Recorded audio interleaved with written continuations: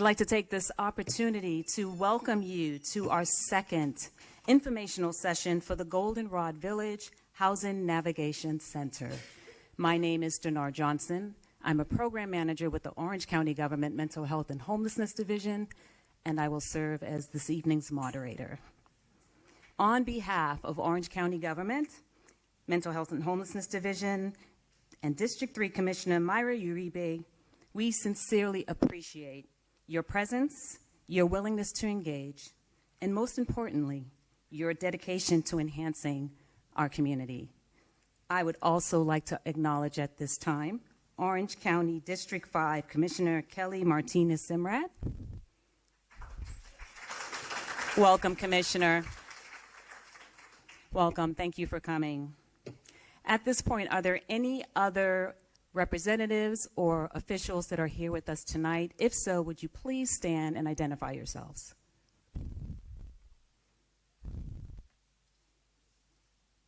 Okay, thank you. Now, by show of hands, is there anyone here tonight who attended our April 27th meeting?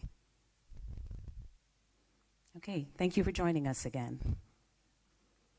Please note that tonight's presentation will be a direct replication of the April 27th informational session.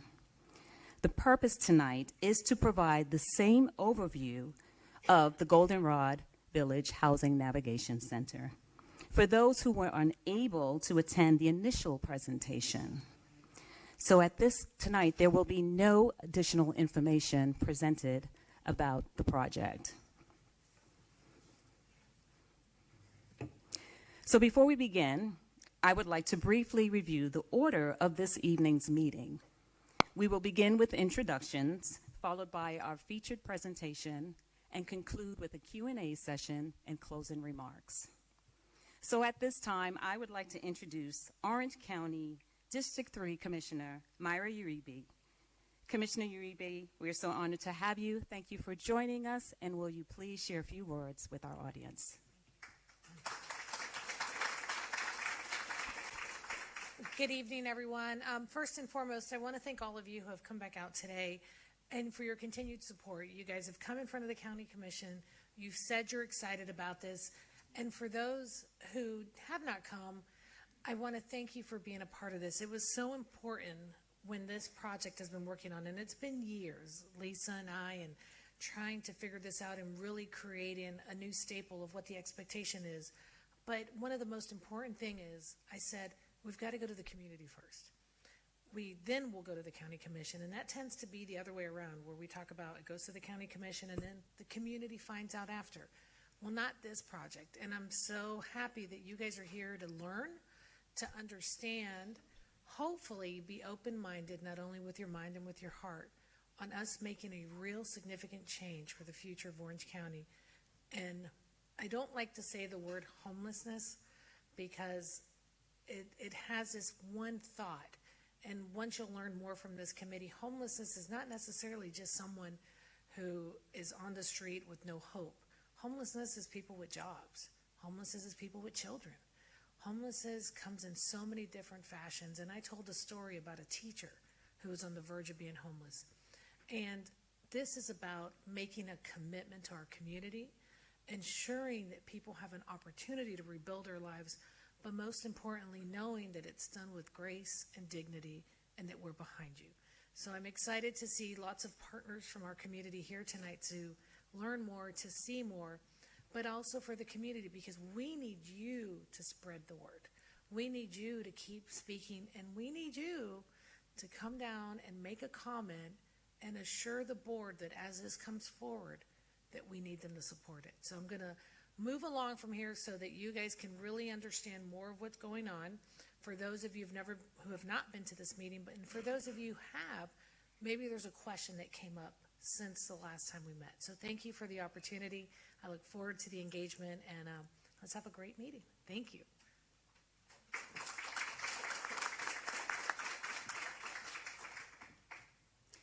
Thank you, Commissioner. Now, before we begin this evening's presentation, I'd like to review a few housekeeping items to not only ensure that the meeting is productive, but both informative. So upon arrival, you should have received, when you signed in, a question submission card allowing you to submit your questions to the panel prior to the commencement of this evening's presentation. Please know that the panel will do their best to get through as many cards as possible.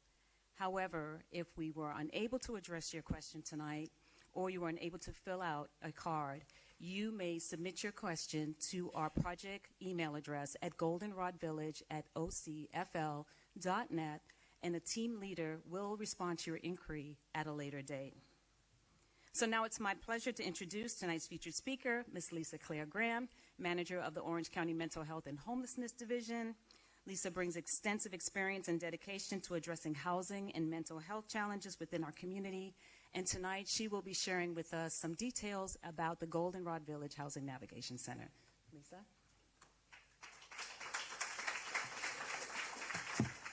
Take this up. Thank you. Good evening, everybody. Before we begin, I would like to thank Commissioner Uribe again for all your support and for being here with us tonight. And I would also like to extend our gratitude to Mayor Demings and the Board of County Commissioners, because they have been very supportive of all of our projects lately and in the past. So, and to all of you, thank you so much for being here tonight. My name is Lisa Graham, and I'm the manager of the Mental Health and Homelessness Division here for Orange County Government. Our goal tonight is to share clear information about this housing-focused project designed to serve unhoused individuals. We will explain how Goldenrod Village will improve access to stable housing while supporting public health, safety, and the overall neighborhood stability in our community. I would also like to note that operational information regarding the center, so basically how the center will operate, will be discussed at a later meeting and at a later time. Your input is important to us, and we will answer your question at the end of this presentation. So if you haven't had a chance to hand in your card, please raise your hand and our staff will come and get it from you. So, we will talk about 4 main topics tonight. First, we will provide some background information about homelessness in Orange County and why additional resources are desperately needed. Second, we will explain the purpose of Goldenrod Village and what it is designed to accomplish. And third, we will review the structure of the center, including the services and safety measures and community policies. And finally, we will summarize the community benefit and the long-term goals of this project. Our goal here tonight is to ensure that everyone leaves here with a clear understanding of what this project is, and equally important, what it is not. To understand why a housing navigation center is being developed, it is important to first look at the current situation in Orange County. A point-in-time count is an annual one-night census conducted in late January to count sheltered and unsheltered people experiencing homelessness. It provides a snapshot of the local homelessness to help inform policy and to direct resources in our community. According to the 2025 point-in-time count, there are 1,972 individuals experiencing homelessness in our county. That represents about 1.3 individuals for every 1,000 residents. The data also shows that about 75% of the unhoused households do not have children, while roughly 25% do have children. Another important factor is capacity. Currently, Orange County has an estimated gap of approximately 758 beds for individuals needing temporary housing and supportive services.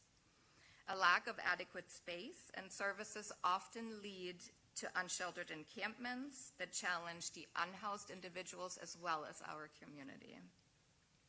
Goldenrod Village is the county's direct response to this gap, providing a centralized, managed environment that supports the individual and the community alike in unincorporated Orange County. So another important factor shaping the county's response is state and local policy. In March of 2024, Governor Ron DeSantis signed the Unauthorized Public Camping and Public Sleeping Law, formerly known as House Bill 1365, which prohibits local governments from allowing camping and sleeping in public spaces overnight. Following that legislation, the Orange County Board of County Commissioners adopted an encampment ordinance in January of 2025, which mirrors the state law. The ordinance also prohibits public overnight camping and sleeping on county property. These policies create a clear responsibility for local governments. If we cannot allow encampments in public spaces, we must ensure that appropriate, safe alternatives are provided. Let's talk a little bit about affordability for a moment, because homelessness is really not always what you see on the street corner. In fact, according to the National Alliance to End Homelessness, about 40 to 60% of people experiencing homelessness actually have full-time jobs. They just don't earn enough to afford housing in our community. We see this happening locally in Orange County. Between 2020 and 2024, rents have surged more than 48% for a 2-bedroom unit. Data from the U.S. Department of Housing and Urban Development shows that low-income renters are spending over 40% of their income just to stay housed. So even when people are working, they're still only one step away from losing housing stability and becoming homeless. So when we talk about homelessness, we're really talking about an affordability gap and a lack of affordable housing. A gap between income and housing that people simply cannot bridge anymore. That is exactly why we're building Goldenrod Village. Across the country, housing navigation centers have been proven to be one of the most effective ways to support individuals through temporary housing while also improving public safety and overall community health. Goldenrod Village will be a structured, professionally managed campus designed to serve up to 150 individuals. But this center is really not just a place to sleep. It is the path to housing and self-sufficiency because of the service that will be provided there. By providing comprehensive services into one centralized location, we're not just responding to homelessness, we're actively helping people to get out of it. The focus is on navigation, meeting immediate needs today while building a clear path toward long-term stability. So earlier, when we looked at the data in Orange County, the need for this population is clear and pretty undeniable. Many individuals remain on the street not because they refuse to help, but because of barriers within our current system. One of them is being forced to give up their companion animal when admitted into a housing program. Our project is designed to remove some of those barriers. And that is why one of the most meaningful enhancements we're making is allowing clients to bring their dogs. For many unhoused individuals, their pet provides safety, stability, and emotional support. And truly, it's all they have left sometimes. By allowing pets, we create a more welcoming environment and one that encourages people to come in and actually receive services. While Goldenrod Village is designed to assist individuals, because that's one of the biggest community needs, it is important for you to know that unhoused families are also supported through other dedicated housing programs funded by Orange County government and other entities in our community. So here, on the right, you see a conceptual footprint of Goldenrod Village. The facility will have sleeping areas to accommodate 150 beds. It will have medical and behavioral health clinic spaces, which was extremely important to us because many times, people experiencing homelessness suffer from mental health issues and also physical disabilities. It will have a kitchen and cafeteria, library and computer lab spaces, which are also used for other purposes. It will have outdoor locker storage, dog kennel and outdoor walking facilities, administrative offices for the staff, and outdoor seating. It is also important to know that with any building, it takes a while. So this project has a 3 to 4 year timeline at this point. Okay. So here you see again a conceptual rendering of Goldenrod Village from Goldenrod Road. You see it is a college campus style facility, and so from the outside it does not look like a housing navigation center. It is also located on a major road with public transportation access, and Goldenrod Village has access and is in close proximity to social services. The image on the right highlights the inner courtyard and outdoor space. Again, this is a conceptual design, okay? Showcasing the design centered on a Florida native landscaping, because this approach is environmentally responsible and cost-effective and easier to maintain over time. And so please keep in mind, and I have said this before, this is a structured operation in this new center. So residents will be responsible for chores and maintenance outside the building and inside the building.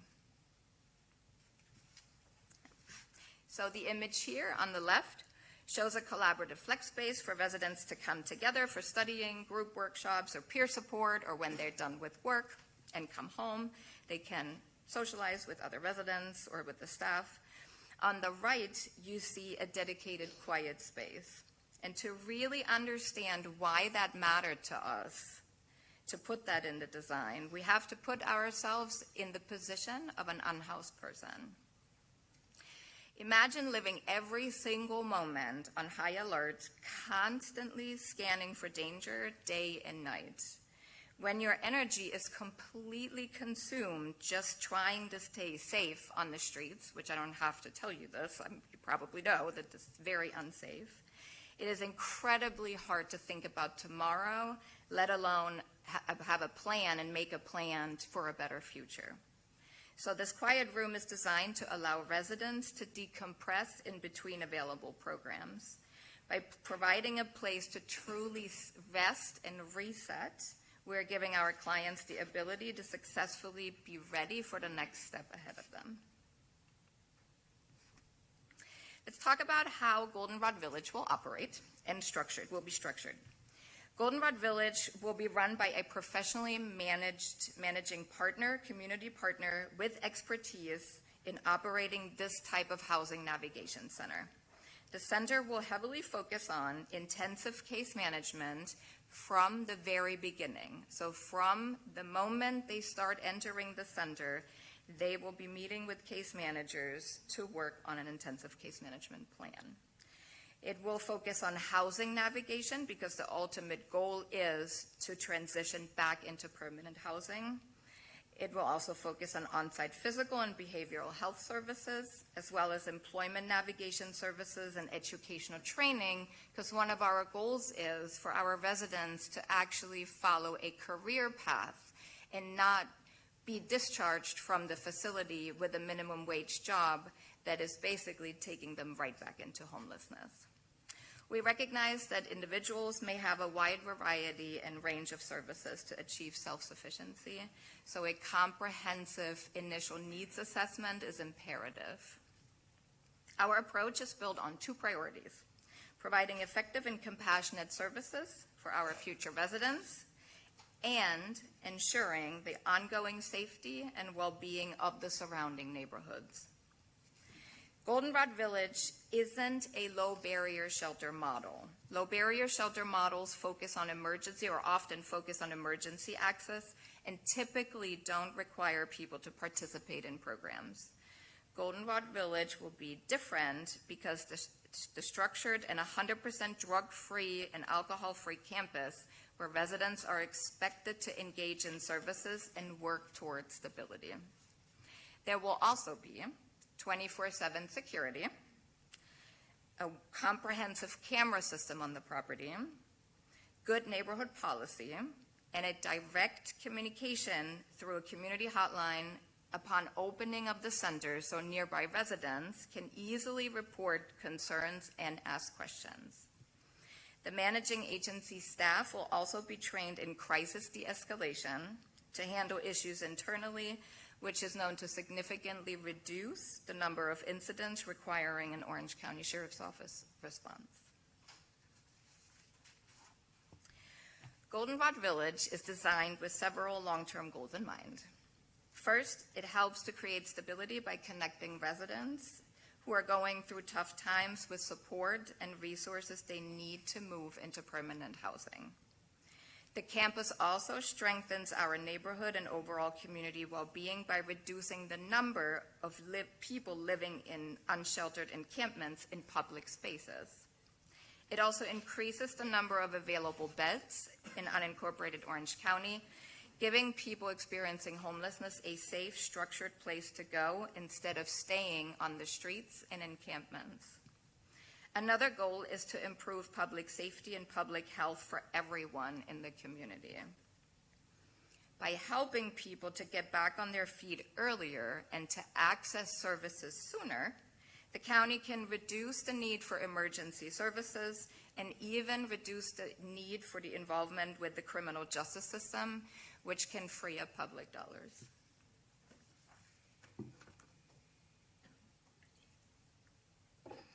Orange County is committed to working together with our partners and residents to create solutions that benefit the entirety of the community. So research from communities across the country consistently shows that well-managed housing navigation centers provide measurable benefits to surrounding neighborhoods. Several positive outcomes occur when unhoused individuals have access to centralized, supervised locations with supportive services. We typically see a reduction in unsheltered encampments, improved public safety and neighborhood stability, reduced strain on emergency rooms and first responders, and more positive outcomes for local residents and businesses. Instead of struggling in public spaces, people receive support in a structured environment that prioritizes personal accountability and measurable progress.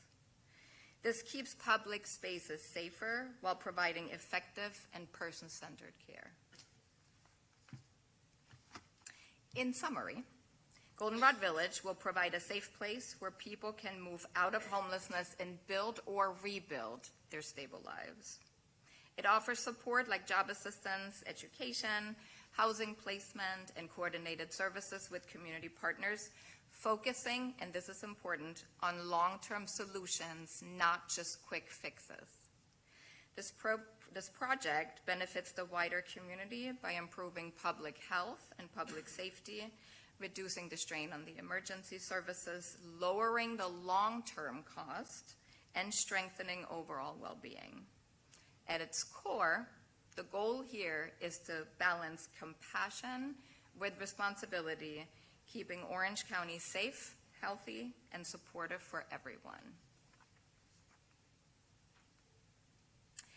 So thank you again for your time tonight and being a part of this important conversation. We will keep you informed as Goldenrod Village moves forward.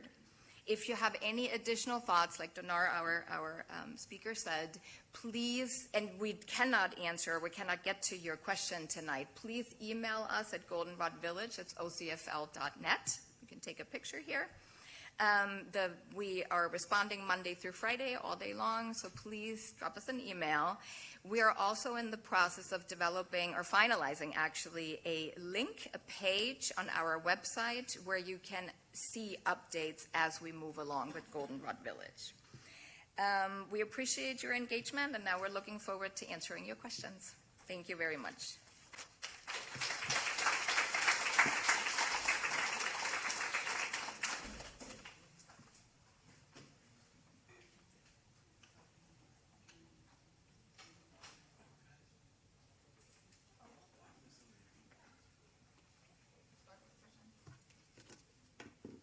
Thank you so much, Lisa. Now we will move into the Q&A portion of tonight's presentation, starting with introductions of our guest panelists. First, we have Mr. Scott Reiki, Project Manager with Orange County Capital Projects, Mr. Robert Barnett, Senior Program Manager with the Orange County Mental Health and Homeless Division, and last but not least, Ms. Lisa Claire Graham, Manager of the Orange County Mental Health and Homelessness Division. So as I mentioned earlier, attendees were given the opportunity to submit their questions via the question submission cards, of which I now have in my hand. And we will do our very best to get through as many of these questions as we possibly can.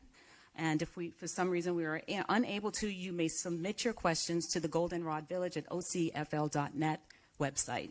So in the interest of time, let's move forward with the first question. So this question stems around the issue of safety. What is being planned to keep things safe once everything is up and running?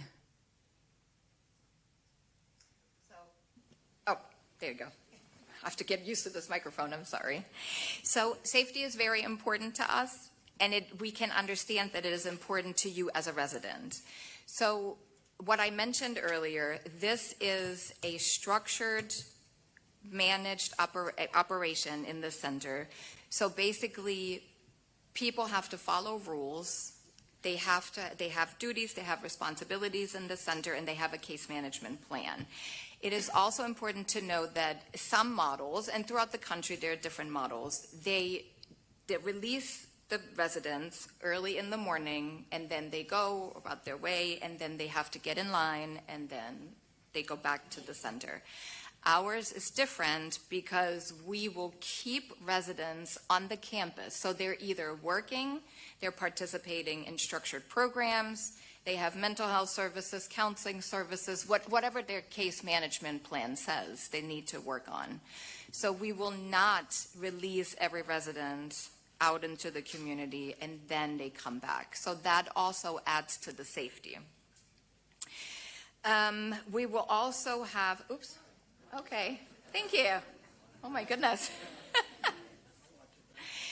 We also made sure, and I told you this earlier, so we made sure that we have health services and mental health services on site because we would like to address certain issues so we don't have to send them out to community partners so they can actually receive all of it in one center, which is so much easier and so much better for clients, and it's also building a trusting relationship. And the more they trust people that work there, the more likely people are motivated, and then they're more receptive to move out of homelessness and to move into self-sufficiency. Anything else? All right, thank you. Okay. Next question is actually a two-part question. With a $26 million price tag, was renovating an existing building ever considered? Question number one. Number two, why isn't taxpayer money being used the best way possible? Okay. So if I could just tell you how well I understand that question, because months ago, over a year ago, I was like, oh yeah, let's just find an old warehouse, let's just find an old building and let's just renovate it. So the problem is that older buildings come with a lot of issues. So by the time you renovate some of them, you're actually at the cost of a brand new facility. So beside the fact we couldn't find a suitable location that was owned already by Orange County. And I want to remind you, we own the property. Orange County government owns the property already. So that reduces the cost right there because we did not have to go out and purchase the land. So on a different note, I would also like to share with you that our office has applied for a substantial amount of federal funding. And so if we are eligible to receive that, and I'm hoping we will, then that will offset a large portion of the shelter, of the Housing Navigation Center. And then I'll chime in and answer the part about taxes. So we know that tax dollars are already being used to house the homeless population in Orange County, but they're currently being used for incarceration. We recently had the Orange County Corrections Department run a cost analysis, and it came back that the average cost per day to house one homeless person was $180 per day. Conversely, to house someone in a housing navigation center, it's $40. So when you do that quick math, it's a $140 difference per person per day. To add to that, about 17% of all arrests each month in Orange County are homelessness related. So if you do that math, times that by person, by day, there's a significant actually tax savings attached to that. Okay, thank you. Our next question, why did you choose our area for this project? Again, we had a internal shelter work group, and Orange County, different departments, zoning and building and my division. So we were looking at different properties. And unfortunately, there are not that many properties that are owned by Orange County. They're embedded in neighborhoods. And so this particular property had access to a major road, had access to public transportation, which is very important because usually our unhoused clients don't have transportation unless they live in their car, that might be. And it was not embedded in a neighborhood. And it is as I said in the presentation, a direct response to a growing number of unhoused individuals living in unauthorized encampments. We actually get complaints through my office every single day in just about this area here of unauthorized encampments. So we're responding to a direct need in the community as well. Yeah, and I just want to add a data point to that. For anyone that lives around that surrounding area, homelessness has actually increased by 200% over the last 2 years. And homelessness is not an area that you can just ignore and it will get better. That is why we are taking the approach that we are. We also get the question often, why don't we put this in a more isolated area? Why don't we put it in the woods where nobody isn't around it won't bother anyone? The reason we're not going to do that, the reason we don't want to do that is you're not helping the person. You're just warehousing them. If you don't put them by the resources that they need and you let them out 90 to 120 days later, they're still homeless. They're still in the same situation while the homeless population is growing in Orange County. So this area was strategically chosen because it's by the resources they need to get out of the situation they are in to positively impact the entire community. Okay, thank you.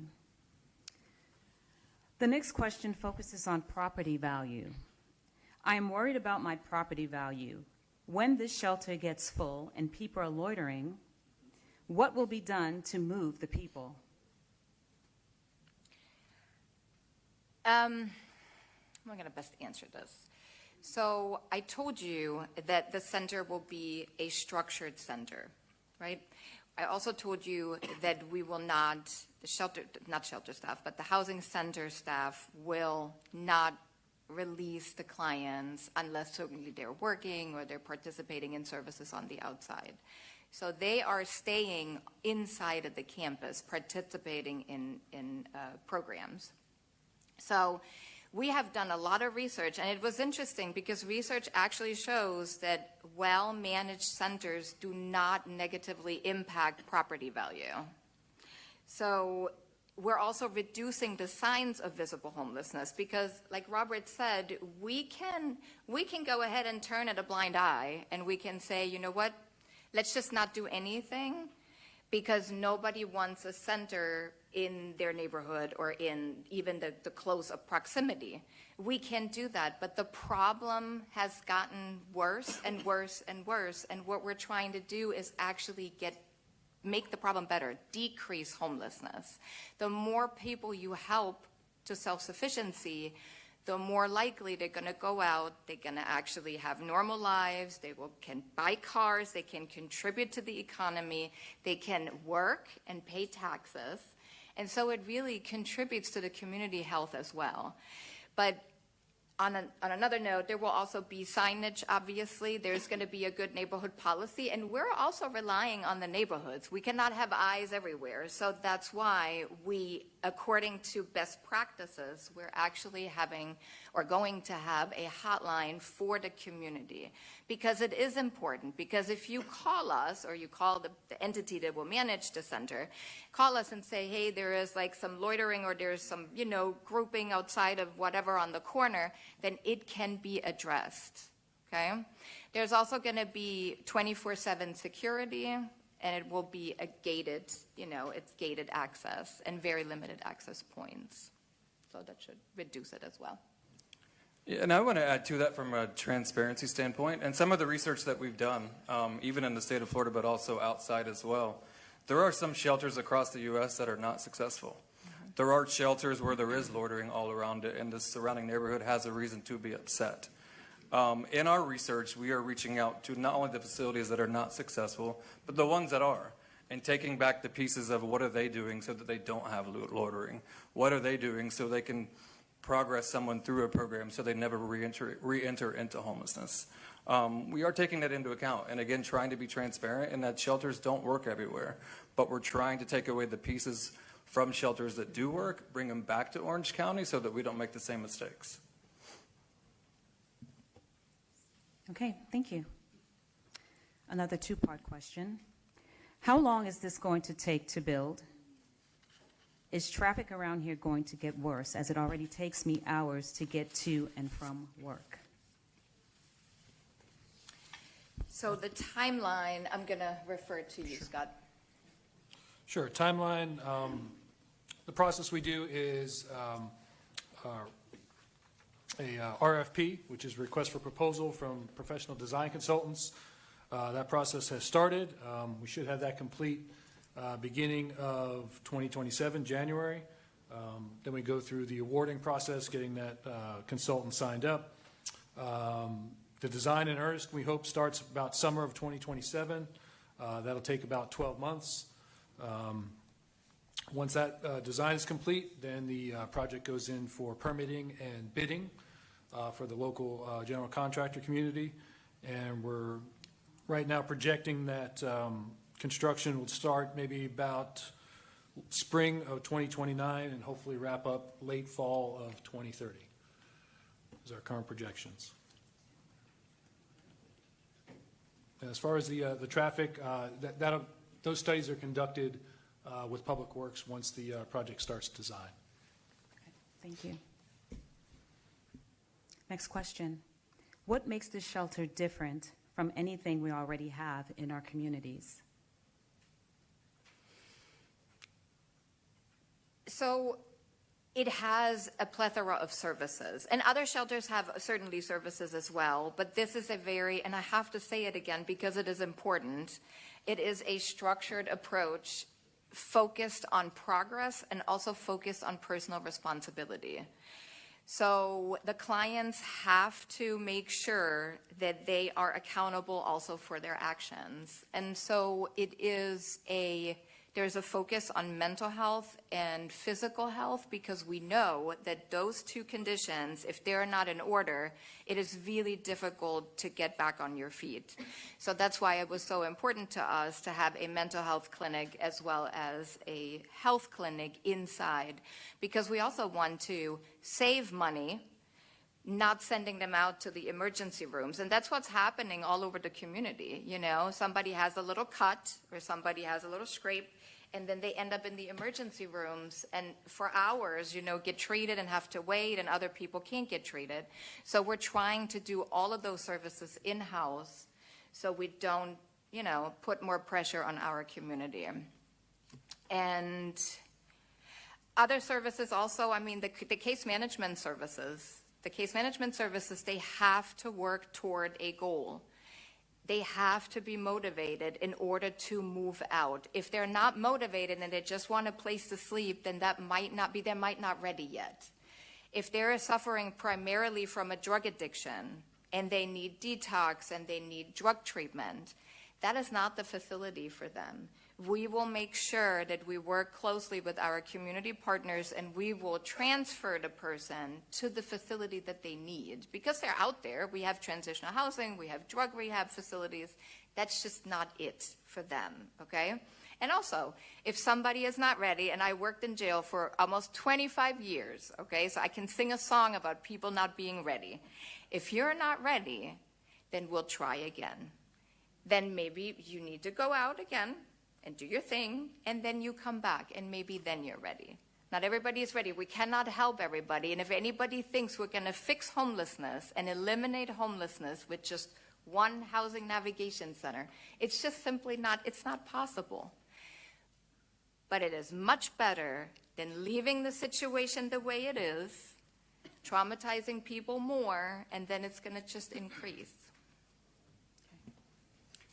And I want to add something that we have learned from our outreach teams. In Orange County, about 20% of the homeless population actually decline services because they're not allowed to bring their dog. We don't have any services in the county that allow that. So that is the purpose behind allowing the animals on site, so that the person doesn't decline the service. Thank you. Our next question focuses around affordable housing. There's not enough affordable housing. How does this solve anything long-term? As we said earlier, affordable housing is huge right now, especially after COVID. You know, rents went up significantly, as probably some of you might know that. And affordable housing, and for the longest time, we were under the impression that affordable housing just does not exist in our community, period. But now we have found some creative ways to work with or partner with some more community agencies, one of them being from a totally different state. And this agency focuses on expanding. They have a very creative model. They're focusing on expanding the affordable housing market. And what they do is they work together with Zillow as a partnership, and they have a database with affordable housing complexes and apartments, okay? And they form partnerships with large apartment complexes in our community. And what they also have is something called a risk mitigation insurance. So if we have somebody that is, you know, has a little bit of a history, they have maybe some evictions in the past, and usually apartments would just say, you know what, it doesn't matter that you're a mom with 5 kids, you have an eviction on your history, we're not renting to you.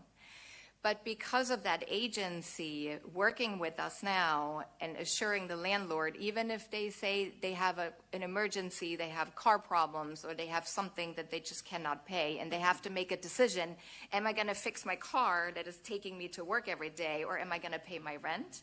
This agency has that mitigation insurance to help out for a month's rent, for example, okay? Especially for people that are just now getting back on their feet. That's a real big progress, and that really helps. And we have worked with Robert is actually overseeing the contract, so maybe you can say something about that too. Yeah, I just wanted to add a positive story about Housing Connector. I do manage that contract and have enjoyed managing it so far. Just because the real life changes that it has made. Mm-hmm. A few months ago, we had a mother of 3 that was in an apartment complex for 2 months. She was working for Amazon using her vehicle as her delivery mechanism. Within that, she had car trouble that was about $2,000 to fix. Without Housing Connectors, she would have likely had to pay for that car incident, but then not been able to pay rent, and then inevitably been evicted and then back in the system. The apartment complex found out, reached out to Housing Connector. They paid for her rent. She was able to pay to fix her car. It's now 4 months since then, and this person never went back into the system. We really are at a time right now, right? Many of us are very close to potentially being homeless. We all try to, get good jobs and make the money that we want, but sometimes it can be for a family a pop tire, a small inconvenience that they could not predict that then puts them back on the streets. So yeah, we are very happy to partner with Housing Connector. Thank you. Next question. While the Goldenrod shelter is not open, can we use empty schools to help house the homeless? That's a hot topic. We all know, right, that schools are being closed. Some schools are being closed. The school locations usually are really embedded into neighborhoods. Many schools are embedded. If you look at Boone High School, if you look at Windermere High School, if you look at the elementary school, many of them. I'm sure there are some that are more in industrial areas, but usually schools are right embedded into neighborhoods. So if some residents have concerns now about a housing navigation center, just imagine the concerns when we put it smack in the middle of a neighborhood, right? So that is the first thing. And then secondly, schools are also usually pretty large.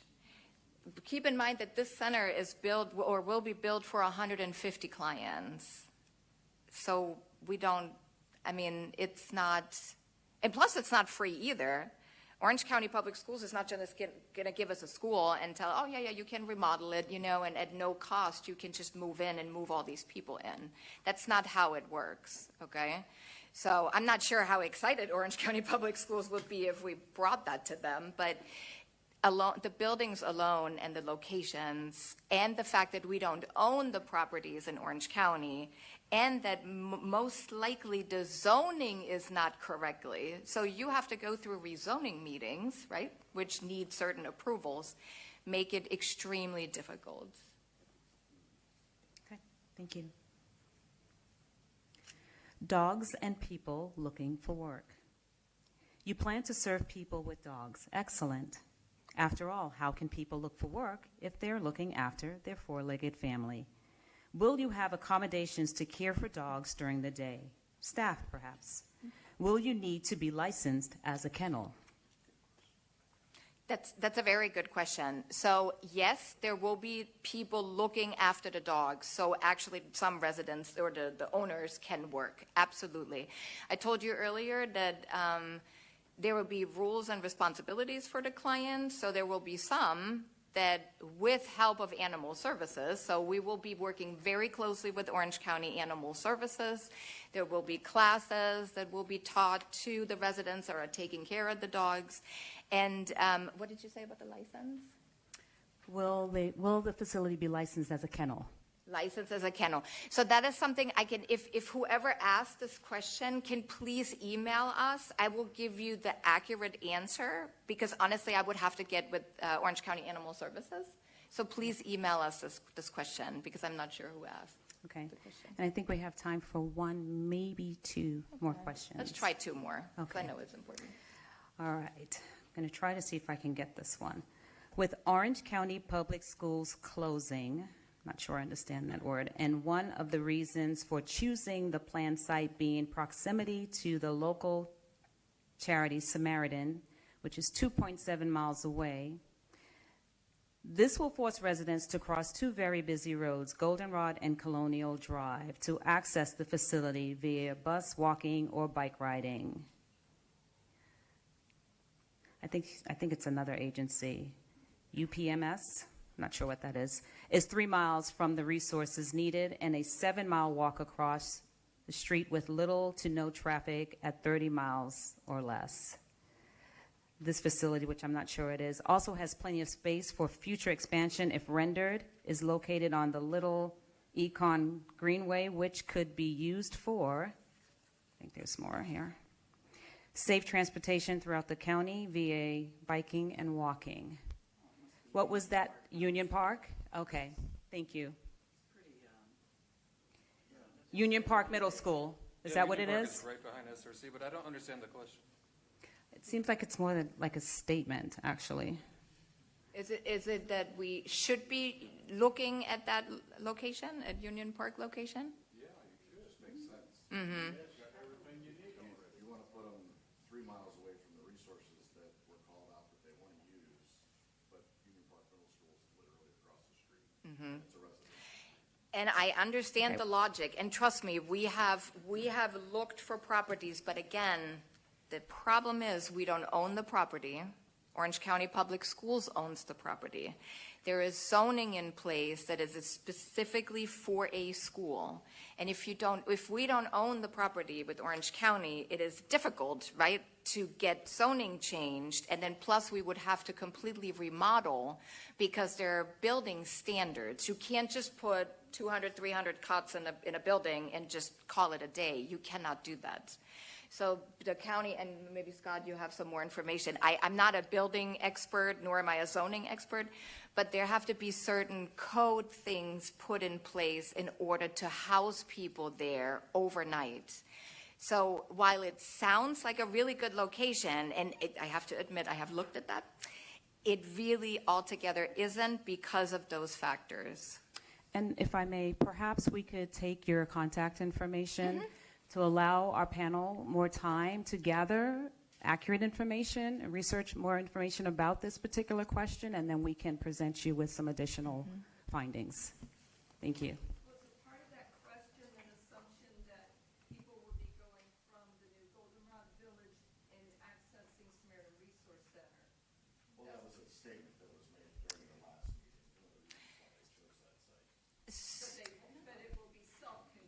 Correct, yes. Yeah. So let's not deviate away from the format. So yes, SRC is on one side, Goldenrod Village will have all these services available inside of the campus, okay? So they don't have to go back and forth from SRC every day. Absolutely not.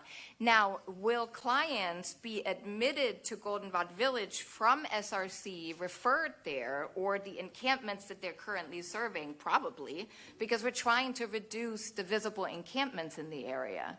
But they do not go back and forth, okay? Okay. Can I add to it, though, regarding size? So we've been asked about this before and looked into it, and that school's previous enrollment was almost 800 students. In addition to that, there's a football field in the back and other areas. It's way, way, way too big for what we want to do.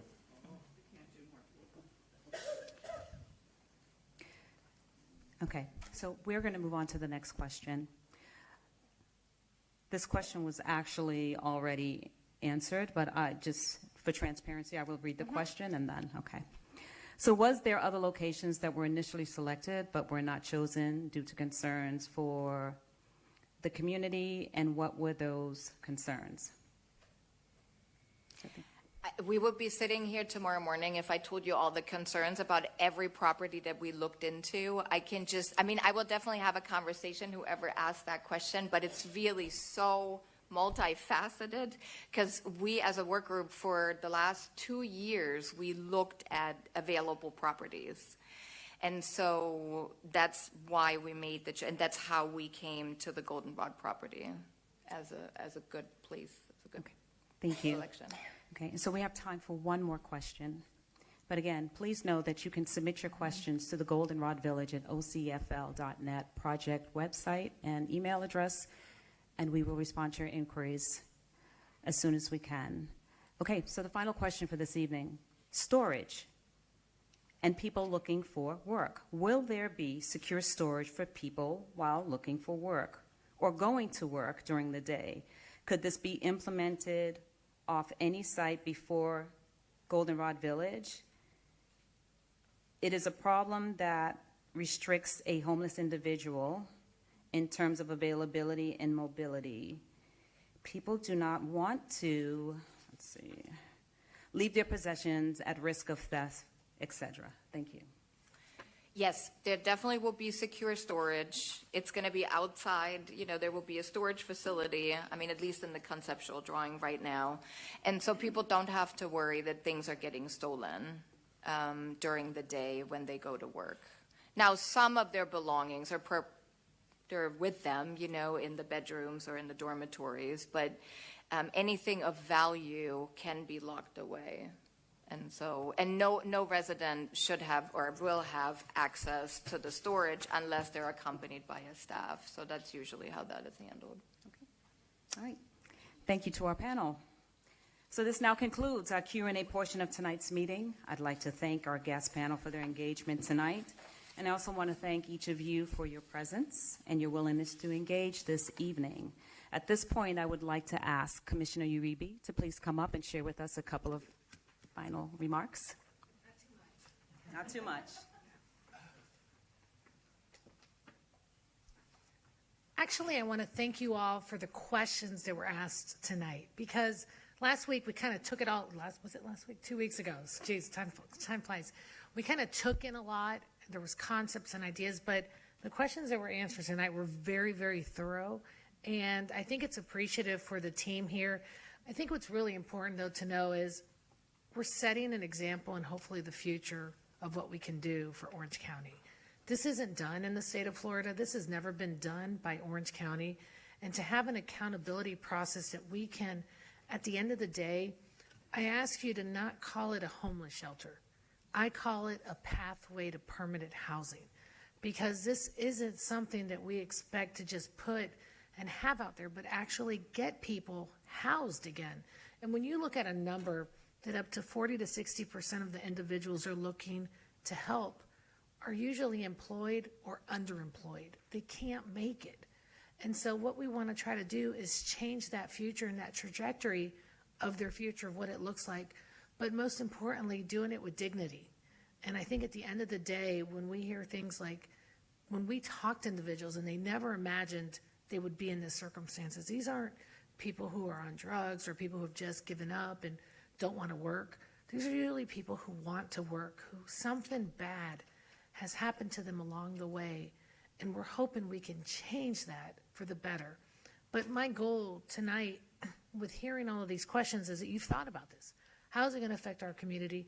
And really, I want you to also look at it economically. Every dollar we spend in social services without really offering relief, and when I mean real relief, being able to be independent again and not have to rely on a social service to get by, is a day we're doing better. And so I know it's difficult. I understand, but I do ask you to still learn more, continue to do this, because could you imagine this model being available countywide?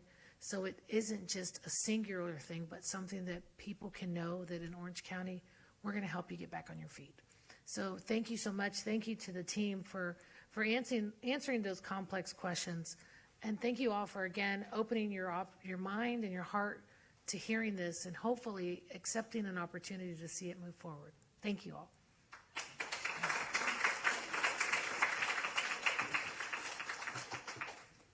Thank you, Commissioner.